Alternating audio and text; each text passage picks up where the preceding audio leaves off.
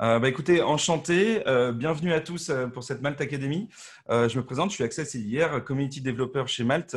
Mon but aujourd'hui est d'aider à la coordination justement de toutes ces Malte Academies. On a l'honneur d'avoir François-Xavier Combes avec nous qui va nous présenter sa Malte Academy sur les impacts des cyberattaques et les solutions pour protéger son business.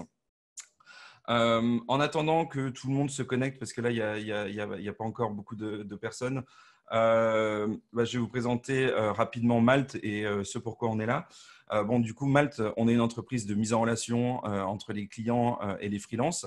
On a la chance de collaborer avec plus de 180 000 freelances en France, en Allemagne et en Espagne, et d'avoir 90 000 clients qui travaillent avec nous. Pour faire face à cette situation un petit peu compliquée du Covid-19 et du confinement, on a lancé quelques initiatives justement pour pallier contre l'isolement, notamment des initiatives d'information sur toute l'actualité par rapport au coronavirus sur notre site covid19.malte.fr. Des initiatives aussi d'aide. On a plusieurs dizaines de freelances qui offrent leurs services bénévolement à tous les services de santé avec le hashtag Ready to Help. Et un objectif aussi, une initiative de formation pour apprendre justement les uns des autres. Donc, c'est ce pourquoi on est là, les Malte Academies, pour avoir tous les jours en fait, des académies pour se former sur tous les sujets possibles. Je vais vous laisser du coup maintenant en compagnie de François-Xavier. N'hésitez pas, donc, si vous avez des questions, à les poser dans le chat. Dans tous les cas, il y aura un temps pour les réponses. Et puis, on se retrouve à la fin du webinaire. Donc, à tout à l'heure. Donc, bonjour à tous, je suis François-Xavier de EasyBlue pour me présenter en quelques minutes et vous en dire plus sur le sujet qui va nous occuper aujourd'hui. Moi, ça fait une vingtaine d'années que je suis dans le monde des assurances dédié aux entrepreneurs et je suis le fondateur d'EasyBlue qui est en fait une plateforme en ligne d'assurance pour les freelances, les indépendants, les entrepreneurs avec une mission très importante qui est une mission éducative, une mission de compréhension des risques. Parce qu'en fait, on s'aperçoit qu'une grande majorité des entrepreneurs, qu'ils soient solo ou même des TPE, sont mal accompagnés ou peu accompagnés sur ces sujets et souvent dans l'ignorance totale de leurs risques. Parce que finalement, l'assurance, c'est ni plus ni moins que la solution d'externalisation d'un risque qu'on ne peut pas supporter financièrement. Donc aujourd'hui, le sujet qui nous occupe, c'est un sujet qui est vraiment d'actualité, puisqu'on va s'intéresser à la cybercriminalité, au cyberrisque, et particulièrement aux cyberattaques. Dans le contexte du Covid, qu'est-ce qui nous a aussi poussé avec Malte à faire ce webinaire? C'est qu'en fait, on a une explosion du nombre de cyberattaques, alors qui est due effectivement au confinement, au télétravail. Alors, pour un certain nombre de personnes, le télétravail, c'est nouveau. Pour vous, certainement pas. Mais le nombre de connexions et d'accès au réseau a fait exploser le nombre d'attaques. Je crois que j'ai un chiffre en tête, c'est plus 400% depuis le début du confinement. Là aussi, vous aurez plein d'infos. Il y a un foisonnement d'articles là-dessus. Ce qui nous intéresse particulièrement aujourd'hui, c'est de se dire pour nous, qui sommes des entrepreneurs, qui sommes des indépendants, la cyberattaque, en fait, on est au-delà de la cybersécurité. La cyberattaque, c'est l'événement qu'on subit. Et c'est important de bien comprendre le risque. Donc, je vais vous proposer de traiter ce sujet-là et surtout de s'intéresser aux impacts concrets que ça va avoir pour vous, des impacts immédiats, des impacts sur votre business. Et puis, on va essayer de décrypter tout ça ensemble. Et puis, à la fin, je vous donnerai quelques infos un focus pour bien comprendre comment se protéger contre ce risque. Et puis, surtout, quelles sont les solutions pour éventuellement… Donc là, je zoomerai sur la cyberassurance. Ce que je vous propose, c'est que je vais vous faire cette presse et puis on finit notre échange du jour par des questions-réponses avec petite précaution d'usage. C'est qu'évidemment, il y a des questions qui peuvent être parfois très, très, très pointues ou très précises selon la situation de chacun. Je tenterai de répondre à tout ce que je peux, mais voilà, humblement, je ne sais pas tout sur tout. Donc, on est parti en route sur ce sujet de la cyberattaque. Alors, évidemment, je n'arrive pas à le dérouler. Voilà. Cyberrisque et impact sur votre protection. On va commencer par le premier point, c'est de bien resituer ce qu'on entend par cyberattaque. Qu'est-ce que c'est que l'événement lui-même? hyper important de refaire un tour d'horizon. Ensuite, on aura 3 points précis sur les impacts. Les impacts techniques, les impacts business et les impacts réglementaires. Et ce que je voudrais que vous puissiez avoir en tête, c'est évidemment que tout ça joue avec une ligne de temps.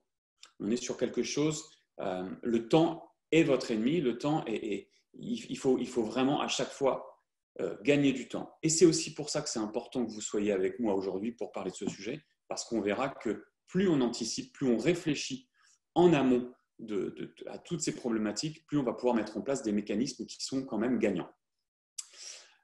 Alors, les cyberattaques, on rentre vraiment dans le vif du sujet. En préambule, je voudrais vous dire que, je vais vous donner quelques chiffres. Depuis 2019, et je vous donnerai à la fin les sources d'infos, hein, ce n'est évidemment pas des chiffres que je sors de mon chapeau. En 2019, au niveau mondial, le cyber-risque est devenu le premier risque pour les entreprises. Qu'est-ce que ça veut dire? C'est qu'avant, le premier risque, le risque le plus fort, c'était le risque d'incendie quand on avait un business avec un local ou une usine. Et bien, pour vous dire, comme notre monde a changé, et bien évidemment, maintenant, c'est le premier risque auquel sont confrontées les entreprises. Pendant un temps certain, ces dernières années, ce cyber-risque, il était vraiment dans l'inconscient collectif, plutôt réservé aux grandes entreprises, aux multinationales. On voyait vraiment ça d'un peu plus loin quand on était un petit entrepreneur, quand on était freelance. Et puis, en fait, aujourd'hui, on est en train de se rendre compte que ça touche potentiellement beaucoup de monde, et tout le monde, et tous les entrepreneurs. Ayant en tête ce chiffre, c'est une étude qui est ressortie très récemment, là, au mois de mars. 65% des entreprises en France, donc là on parle bien de toutes les entreprises. Hein. Et quand vous êtes un freelance, vous êtes une entreprise évidemment, quand vous êtes une SAS, une multinationale, vous êtes dans ce chiffre-là, disent avoir subi une attaque dans les 12 derniers mois. Alors, une attaque, là aussi, on dirait, il y a tout type d'attaque et de conséquences. Moi, par exemple, depuis le début du confinement, je me suis fait pirater mon compte Netflix. Bon, ça m'a un peu embêté. Les conséquences ne sont pas non plus complètement folles pour moi.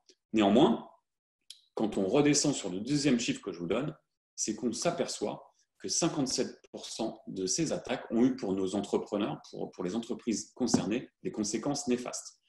Et là, c'est là où on descend à une maille plus personnelle et on va se rendre compte que, évidemment, tout le monde est concerné par ce risque. Ce que je vous propose, c'est de vous faire un petit top 4 des cyberattaques les plus courantes en partant de la moins courante à la plus courante. Donc, je vais commencer par la DDoS de 1 à 4. Attaque DDoS, là, c'est l'envoi en masse de milliers et de milliers d'infos pour saturer des serveurs, des systèmes et rendre en fait le service down. Donc voilà, le service ne peut plus fonctionner. Juste avant, je voulais, pardon, j'avais un point que j'avais oublié de vous évoquer, c'est finalement quelles sont les motivations. Aujourd'hui, on a quand même 2 grands volets de la cybercriminalité. On a des motivations de hackers qui vont être plus idéologiques et politiques. Ils vont chercher à viser des centres névralgiques, des sites gouvernementaux, des institutions. Aujourd'hui, on va plutôt traiter de l'autre partie de la cybercriminalité qui est vraiment la monnaie, quoi. C'est vraiment c'est un crime organisé pour gagner de l'argent. Et bien ça en tête, puisqu'on est dans un monde où la donnée vaut de plus en plus cher. Donc, pardon pour ce petit retour en arrière. Donc, première attaque dans le top 4, le DDoS. Voilà, ayez ça en tête. Le deuxième, c'est ransomware. Donc là, on est vraiment au cœur du truc. C'est la rançon. J'attaque ton système, j'attaque tes données, et puis je bloque tout. Voilà. Petite anecdote, très récemment, je connais bien un expert comptable qui a été rançonné. Concrètement, il s'est fait attaquer par des pirates qui lui ont dit fais-nous un virement de 10 000 €. Sinon, toute ta base de bilan client, on la supprime, on la scratch. Voilà. Ransomware, c'est on vous bloque des données pour les rançonner. Attaque très courante. Usurpation d'identité. Ce type d'attaque, vous avez entendu tous, on connaît tous sous le nom de l'arnaque au président. Alors là aussi, quand on regarde dans le rétroviseur, il y a quelques années, c'était plutôt réservé à des grandes entreprises. On se faisait passer pour le patron de Vinci un vendredi soir. Donc, le pirate avait bien fait son job. Il avait été sur les réseaux sociaux. Il avait capté toutes les informations clés. Et puis, il avait identifié dans l'organigramme de l'entreprise la personne en charge des virements. Et puis, se faisant passer par mail pour le président, je sais pas moi, de la zone Asie, Martine, faites-moi vite un virement à destination de nos clients à Hong Kong de 50 000 € sur le RIB. C'est hyper urgent. Voilà. Là aussi, les pirates jouent sur plusieurs choses. C'est qu'aujourd'hui, on a une exposition. Il est hyper facile de se faire usurper. Voilà, c'était l'exemple que je donnais tout à l'heure avec Netflix. Bon, se pirater son mot de passe, sa messagerie, enfin, c'est pas techniquement très compliqué et on a accès à plein de choses. Donc, l'usurpation d'identité, là aussi, c'est une des attaques les plus courantes qu'on va rencontrer. Elle est en deuxième position, là en troisième. Mais l'attaque que vous allez le plus souvent rencontrer, c'est l'hameçonnage, le phishing. Là, c'est le SMS, le mail qui a l'air bien sous tout rapport, qui est plutôt, quand les pirates sont plutôt bons, les hackers, on n'y voit que du feu. Eh bien, voilà, là aussi, ça va permettre aux pirates d'aller récupérer tout ce qu'ils veulent et notamment, évidemment, ce qu'ils cherchent, c'est les données et souvent les données bancaires ou les données de vos clients. Donc, voilà pour ce premier tour d'horizon sur le sujet qui nous occupe aujourd'hui. Donc, maintenant, dans notre ligne de temps, maintenant que vous avez compris, on a fait un tour d'horizon rapide des cyberattaques, on va parler des impacts. Alors, là, je voudrais juste que vous puissiez bien vous mettre en tête qu'on est sur une ligne de temps. Et je vais aller presque crescendo dans les impacts identifiables pour vous aider à bien comprendre et puis à analyser ensuite à titre perso, vous, quels impacts ça pourrait avoir pour vous. Quand on est dans le rush du business, de ses missions, on ne prend jamais de temps pour analyser ses risques. Alors, ça paraît un grand mot. Vous savez que le risk management, c'est une matière en elle-même. Il y a des départements de très grandes boîtes qui ont des risk managers dont l'objectif est d'être en permanence en veille pour comprendre les risques auxquels est exposé le business et ensuite de prendre des mesures de diminution du risque, de prévention ou d'externalisation. Eh bien, on voit bien qu'aujourd'hui, ce sujet, on ne peut pas en faire l'économie compte tenu des impacts qu'on va avoir. Le préparer, le comprendre, c'est vraiment hyper important. Donc, celui que j'appelle le premier impact, c'est l'impact technique. Donc là, dans notre ligne de temps, on va se situer dans un délai qui est quasiment immédiat et consécutif à l'attaque. On vient de subir une cyberattaque. Alors, si les choses étaient aussi simples que ça serait pas mal, de manière binaire, je suis attaqué, je ne suis pas attaqué. Le gros problème, c'est que les bons hackers, vous allez avoir du mal à identifier, donc il y a encore du temps qui va jouer contre nous, contre vous, c'est les premières heures, les premières minutes qui suivent l'attaque. Donc là, on est dans cet impact immédiat qui va impacter, donc il y a l'urgence de s'en rendre compte. Et là, pour vous donner quelques idées, la plupart des attaques, on s'en rend compte dans les heures qui suivent, mais il reste quand même 20% où on va être à plus d'un jour et voire une semaine. Donc, on reviendra plus tard dans les mesures de prévention, mais mettez-vous ce petit post-it. C'est pour ça que j'ai mis un gros warning. C'est de mettre les mécanismes qui vont me permettre d'alerter. Parce que de toute façon, l'inclusion, elle donc, vite l'identifier. C'est le premier impact, c'est un impact de temps.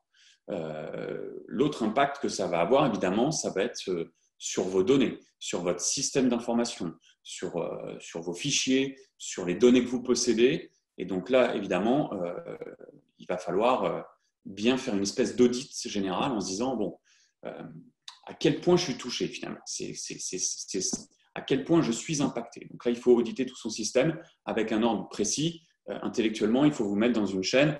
OK, est-ce que mes données cruciales sont affectées? Est-ce que mes relations, mon carnet d'adresses, tout ce qui va concerner des tiers, donc les autres, mes partenaires, et à quel moment l'attaque peut impacter d'autres personnes que moi-même? Et donc, c'est à cette étape-là qu'il faut au plus vite avoir ce réflexe d'identification d'impact en prévenant, par exemple, le premier cercle, vos associés, vos partenaires, etc. Est-ce qu'il y a d'autres appareils qui peuvent être infectés par ces virus? Auquel cas, il faut les déconnecter, vérifier. Dans ces impacts immédiats, on va avoir quasiment en même temps l'urgence de pouvoir, une fois qu'on a identifié le problème, le traiter. En tout cas, commencer les mesures destinées à le traiter et là aussi redescendre ces impacts immédiats en disant un des premiers impacts, ça va être sur mon service. Je suis commerçant ou je suis freelance, j'avais plein de projets qui étaient stockés là, je ne vais pas pouvoir livrer mes missions. Comment je fais pour assurer ma continuité de prestat, de service? Je suis marketplace. Vous imaginez tout ce que ça peut impliquer. Et donc, là, on va être dans le sujet vraiment de est-ce que j'ai prévu un plan B? Est-ce que j'ai identifié cet impact et est-ce que je suis capable d'avoir un plan de continuité? Quelque chose qui va être un relais en cas de cyberattaque. Il va y avoir un impact sur mes protocoles de sécurité, un impact immédiat sur les mots de passe, sur les mesures que j'ai mises en place pour me protéger.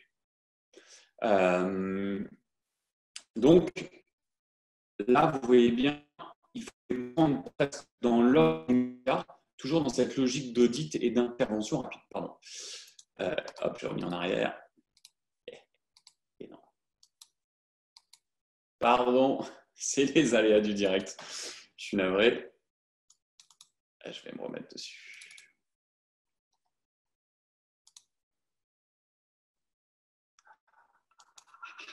Erreur. Attends, je me remets dessus.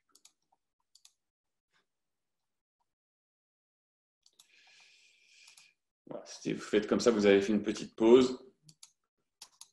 Je me remets où nous étions, j'en suis désolé. Hop. Voilà, impact technique, on en était là. Donc je reprends, voilà, il faut bien avoir cet audit. Restauration, reconstitution de données, qu'est-ce que je vais devoir prendre comme mesure? Et évidemment, là aussi, il va y avoir un impact donc sur vos clients. Et là, on verra que c'est un impact immédiat. Et il va falloir prendre des mesures et la loi nous y oblige. On le verra un petit peu plus tard. Donc voilà sur les impacts immédiats sur cette ligne de temps. Ce qu'il faut bien avoir en tête aussi, c'est que si on n'a rien préparé, ou même si l'attaque est complexe, ça peut prendre beaucoup, beaucoup de temps. C'est-à-dire qu'en fait, les impacts aujourd'hui, ce qui est difficile, même les plus grands experts en cybersécurité, mesurent parfois des impacts, des conséquences à une cyberattaque qui peuvent être de plusieurs mois et de plusieurs, voire parfois de plusieurs années. Maintenant, on va s'intéresser aux impacts business. Étant entendu qu'évidemment, tout ça a un impact sur votre activité, donc un impact business. Mais plus précisément, je voudrais qu'à ce stade, on s'intéresse vraiment de manière concrète à ce que ça va engendrer potentiellement comme conséquence financière pour votre activité. Là, on est aussi très vite. Je l'ai dit tout à l'heure, on est dans les jours ou dans les heures qui suivent. Ça va être des impacts qui sont très, très, très potentiellement très, très, très nombreux. J'en ai parlé tout à l'heure, mais mon service n'est plus accessible. Donc, je ne peux plus facturer. J'ai une marketplace, je suis un e-commerçant, je suis provider de services digitaux. Je ne peux plus servir mes clients, je ne peux plus faire de vente. Évidemment, ça va engendrer une perte de chiffre d'affaires. Je prends aussi un exemple très récent d'une PME française qui n'est pas une grande multinationale, mais qui est en liquidation aujourd'hui. C'est une boîte de fabrication de sous-vêtements qui a été hackée au mois de novembre et qui s'en est parmi de cette cyberattaque et ils sont en redressement judiciaire aujourd'hui. Donc voilà, même des boîtes dans un business plus traditionnel peuvent avoir des conséquences de perte d'activité qui sont hyper, hyper importantes. Alors, à plus forte raison, quand tout notre business repose sur du digital. Donc, la première conséquence immédiate, c'est la perte de chiffre d'affaires. Dans les conséquences de traîne de la cyberattaque, et qui peuvent être assez vite, en fait, il peut y avoir des frais de re-référencement, des impacts à votre e-réputation. Pensez bien que vos clients vont peut-être perdre confiance. Vous avez mis des années, vous avez mis du temps à avoir votre site vitrine, à avoir votre réputation et vos clients. Là, ça peut donner un coup d'arrêt et il peut y avoir des frais très conséquents à pouvoir récupérer tout ça. Donc, c'est aussi, pour ceux qui ont une marque naissante, ça peut être une perte d'image qui est évidemment difficile à chiffrer, mais qui est quand même une perte financière potentielle. Et je pense aussi à certains qui ont subi des cyberattaques et qui étaient par exemple dans des domaines très pointus de biotech, de R&D, et qui cette fois se sont fait voler des savoir-faire. Et là, il y a carrément un impact sur la valeur de l'entreprise en elle-même. Vol de données sensibles, voilà, c'est sous le données vol de données sensibles que je voulais parler de cet exemple-là. Vous avez évidemment donc les impacts qui peuvent être liés à la fraude qui va être faite, au détournement de fonds, à la rançon que vous allez subir. Vous vous souvenez des cyberattaques qu'on a eues, il y a toujours de l'argent derrière et donc ça va vous coûter, c'est sûr. Et puis il y a des frais d'experts, d'audit. Vous n'allez pas pouvoir faire tout ça avec vos petits bras musclés. Il est évident que tout ça va devoir être pour partie confié à des experts qui vont être en team pour vous accompagner sur chaque verticale que je suis en train de vous descendre. Et puis, une des conséquences très importantes, ça va être le vol de données des tiers. Donc, les dommages qui sont causés aux autres. Donc là, on se met un petit arrêt. Premier effet de la cyberattaque, c'est des dommages qui vont être causés à vous, votre entité, votre activité, votre société. Voilà. Mais il y a un effet domino qu'il faut avoir en tête, c'est que souvent, sans avoir des bases de données de dingue, vous allez avoir dans vos données à vous des données clients.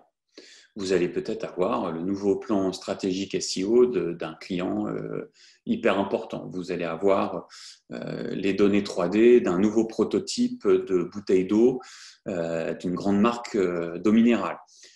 Réfléchissez bien, en fait, quand on est dans le quotidien, on a toujours du mal aussi à prendre ce recul sur la notion de données clients que vous pourriez posséder et quel serait l'impact si ces données sont rendues publiques, sont utilisées à des fins frauduleuses.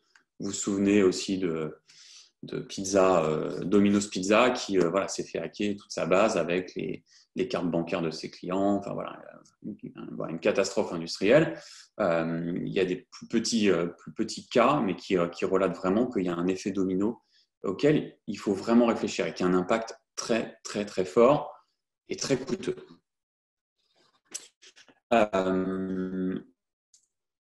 Voilà, sur l'impact financier, voilà, il y en a plein d'autres en fait. Je peux pas tout détailler.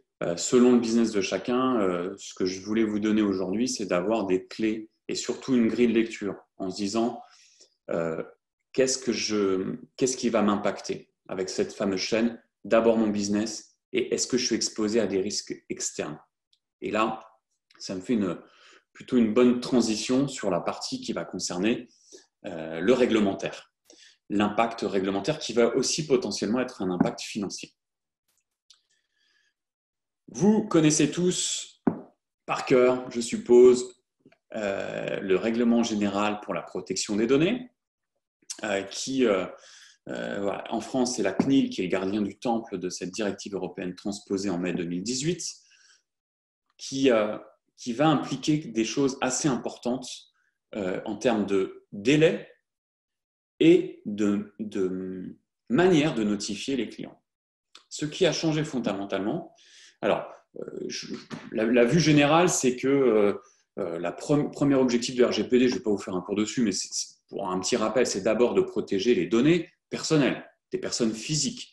Il y a des volontés de moraliser un petit peu le marketing digital, la monétisation des données. Donc, il y a des histoires de consentement et de protection de données qui peuvent être rendues publiques. Mais quand on fait du B2B, il peut y avoir aussi des compartiments qui vont nous mettre sous le coup de la RGPD.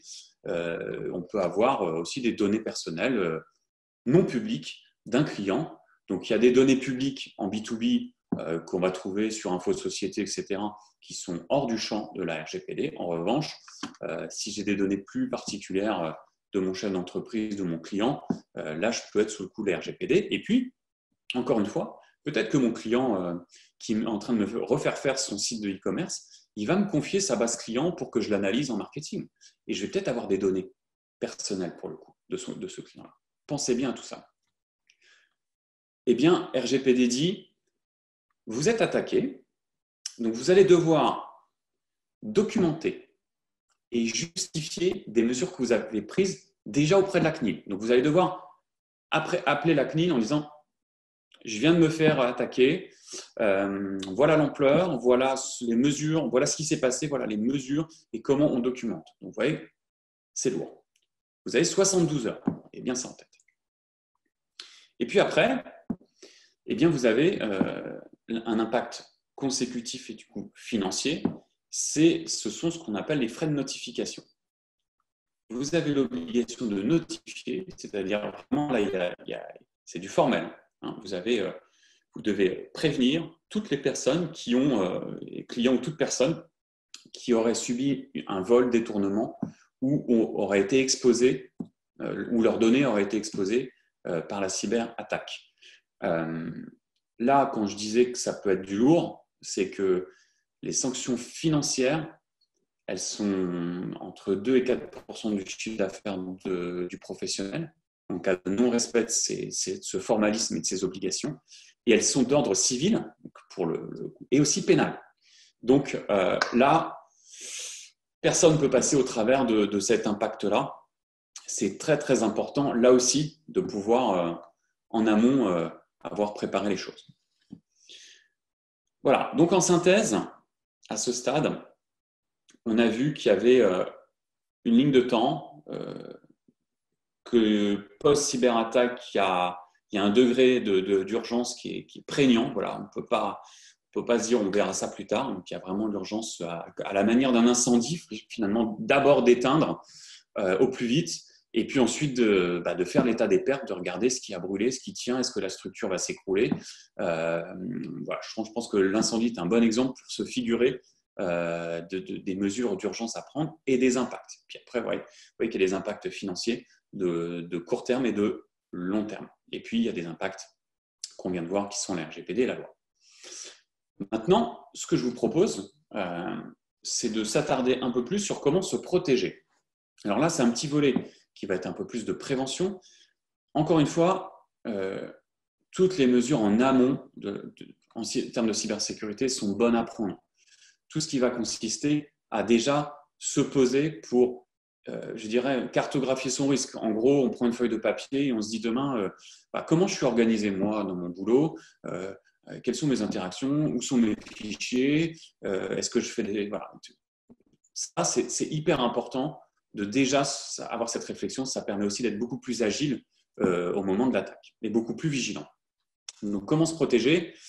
Là aussi, c'est le vieil adage, hein, un grand classique, mieux vaut prévenir que guérir. Donc là, on est en amont plutôt de l'attaque. On va essayer de se dire, est-ce que je peux du coup essayer d'éviter d'être attaqué, ou en tout cas diminuer les impacts. Donc, là, je vais vous redire quelques évidences, mais sincèrement, ça ne fait pas de mal non plus de se les rappeler. Équiper son ordinateur d'un antivirus. Alors là aussi, généralement, quand on a un PC, c'est un truc qu'on fait. C'est bien aussi de le faire pour les Mac, même si souvent, quand on a un Mac, on se sent plus protégé, moins exposé.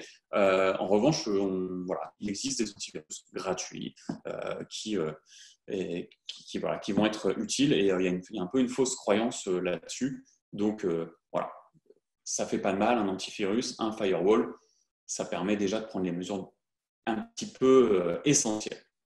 Ensuite, sauvegarde des données. Ça va être des sauvegardes. Là aussi, c'est un peu du process en fait. Hein. On se prend la feuille blanche et on se dit sauvegarde dans le cloud, ça c'est excellent évidemment. Mais pourquoi pas aussi sur un disque dur externe parfois, ça peut aussi être une alternative. Et puis aujourd'hui, il y a plein d'outils de sauvegarde automatique qui existent sur le marché. Le tout, c'est de le faire avec discipline. Les mises à jour sont pas non plus optionnelles. C'est intéressant de le faire parce que souvent elles vont donner un peu plus de sécurité à votre système. Donc ça, je vous conseille vraiment de le faire. Et puis dernier point, encore une fois des mesures très très simples, hein, mais ce sont les mots de passe. Utilisez aussi des outils, on a Dashlane, OnePassword pour gérer vos mots de passe avec des niveaux de confidentialité et de sécurité qui sont plutôt au top. Et encore une fois, on est sur du process quand on fait de la prévention. Il s'agit bien de mettre en place finalement des mesures de discipline qu'on s'impose un peu à soi-même. Et puis pour ceux qui travaillent en équipe, d'essayer de partager ça aussi avec les autres. Ça peut être aussi la double authentification, c'est pas mal de faire ça. On a vu maintenant, et il y a bien d'autres mesures de prévention, hein, je n'ai pas la prétention de vous dire que tout figure sur une slide, mais encore une fois, c'est des mesures un peu élémentaires. Et parfois, quand on est dans le rush, l'élémentaire, on a souvent oublié. Je vais vous parler maintenant de cyberassurance. Pourquoi et comment ça marche? En fait, tout ce qu'on a vu en amont des impacts, quand on a identifié un risque et qu'on est à son compte, quand on est indépendant, il y a deux solutions. La première, c'est qu'on va savoir à peu près combien ça coûte et on peut se dire, moi, je ne vais pas aller payer un contrat d'assurance parce que je peux être mon propre assureur. Exemple, j'ai mon PC portable, mon Mac, je sais combien il vaut 1600 €. Et moi, ça tombe bien parce que je suis un mec assez prévoyant et j'ai une petite poche de sécurité, une petite épargne pour ma boîte, un petit fonds de roulement. Et je sais que si on me le vole, si on me le casse, moi, je peux être mon propre assureur. Bon, c'est mon choix. Donc, je décide de consacrer une partie de… J'ai les moyens de le faire, j'ai les épaules pour être mon propre assureur. Et la deuxième chose, c'était tout le boulot que je vous expliquais en amont des risk managers, c'est d'identifier une fois qu'on a mis tout, au bout de la chaîne, il y a un risque résiduel. Une fois que j'ai pris les mesures de prévention, que j'ai sécurisé mes process, etc., est-ce que je peux être sûr à 100% que je ne serai jamais attaqué en cyberattaque? En fait, la réponse, vous la connaissez, puisque il y a énormément d'humilité. J'avais assisté à une conférence de cybersécurité extrêmement intéressante. Il y avait un cabinet de cybersécurité qui avait reçu pour mission d'une grande banque du CAC 40 française. Et il lui avait dit, écoutez, nous, on est au top de la sécurité, mais on aimerait bien que vous testiez nos systèmes. On vous donne 4 jours pour rentrer dans nos systèmes et nous piquer 100 000 €. Les experts en cyber, en moins de 24 heures, ils étaient chez eux. Ils avaient hacké plus d'1 million et je ne sais pas combien de comptes. En fait, la question, ce n'est pas est-ce qu'on est invulnérable? On l'est. C'est pour diminuer.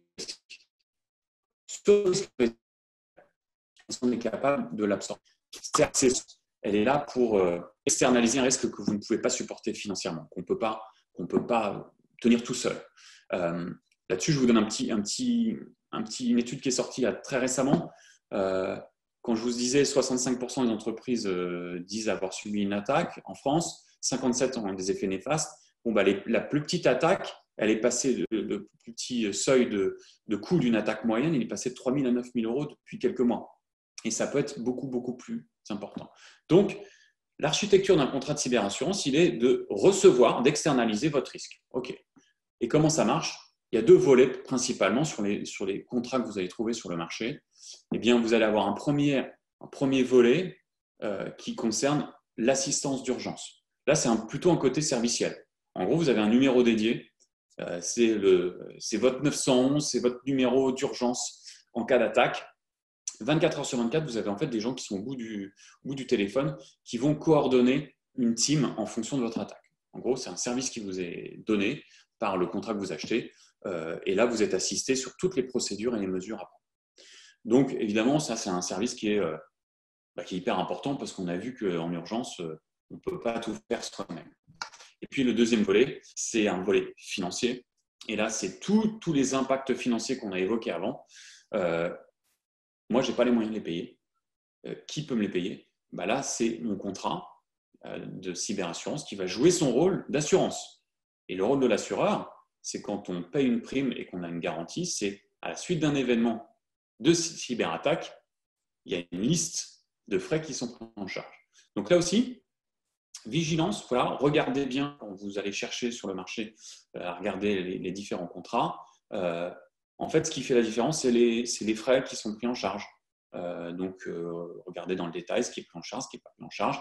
Étalonnez-le aussi avec votre risque à vous. Et voilà.